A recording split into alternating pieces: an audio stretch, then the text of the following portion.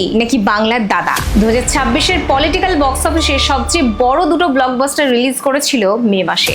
তামিলনাড়ুর মসনদে সুপারস্টার বিজয় আর বাংলায় পলিটিক্যাল আর্থকুয়েক ঘটিয়ে চিফ মিনিস্টার শুভেন্দু অধিকারী।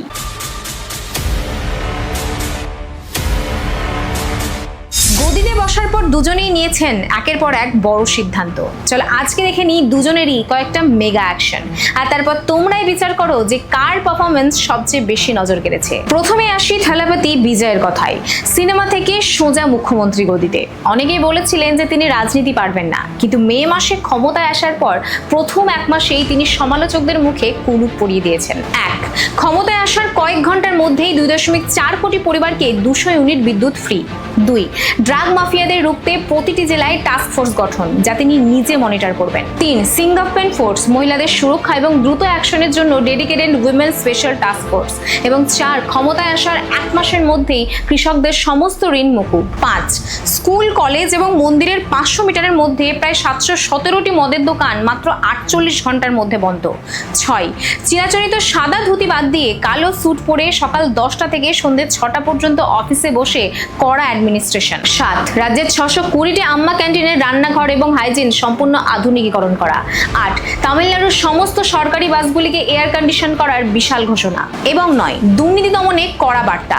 তিনি নিজে বলেছেন যে কেউ যদি ঘুষ চায় তাহলে সরাসরি আমার নাম বলবেন। এবার বাংলার দাদা শুভেন্দু অধিকারী, একসময় তৃণমূলের অন্যতম শক্তিশালী মুখ, পরে দল ছেড়ে বিরোধী রাজনীতির সবচেয়ে বড় চ্যালেঞ্জার। দীর্ঘ রাজনৈতিক লড়াই, একের পর এক আন্দোলন এবং তীব্র নির্বাচনী লড়াইয়ের পর 2026 সালে পৌঁছেছেন নবান্নের গদিতে এবং ক্ষমতায় এসেই নিয়েছেন একের পর এক বড় সিদ্ধান্ত। 1, বর্ডার সিকিউরিটির জন্য বাংলাদেশ সীমান্তে বেড়া দিতে বিএসএফ কে জমি হস্তান্তর। 2, মহিলাদের জন্য মাসে 3000 টাকা এবং বার্ধক্য ভাতা দ্বিগুণ। 3, সমস্ত সরকারি বাসে মহিলাদের যাতায়াত সম্পূর্ণ বিনামূল্যে এবং রাজ্য সরকারি চাকরিতে মহিলাদের জন্য 33% সংরক্ষণ। 4, সমস্ত স্কুল এবং মাদ্রাসায় ক্লাস শুরু হওয়ার আগে ন্যাশনাল অ্যান্থেমের পাশাপাশি ন্যাশনাল সং বন্দে মাতারাম গাওয়া বাধ্যতামূলক। 5, বাঁকুড়ায় 15,000 কোটি টাকার স্টিল প্ল্যান্টের শিলান্যাস, যাতে রাজ্যে বিনিয়োগ ফিরে আসে। 6, ধর্মীয় ভাতা বন্ধ এবং সেই টাকায় গরিব পড়ুয়াদের স্কলারশিপ। 7, বেআইনি নির্মাণ এবং সিন্ডিকেট রাজ রুখতে রাজ্য জুড়ে কড়া বুলডোজার ড্রাইভ।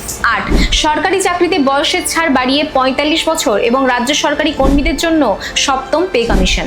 একদিকে থালাপতি বিজয়ের সোশ্যাল জাস্টিস মডেল, আর অন্যদিকে শুভেন্দু অধিকারীর infrastructure and cultural development model. মাত্র কয়েক মাসের ট্রেলারে কে বেশি ইমপ্রেস করলো? কাজের দিক থেকে তোমরা কাকে বেশি এগিয়ে রাখছো? কমেন্টে জানাও। And follow me for more such videos.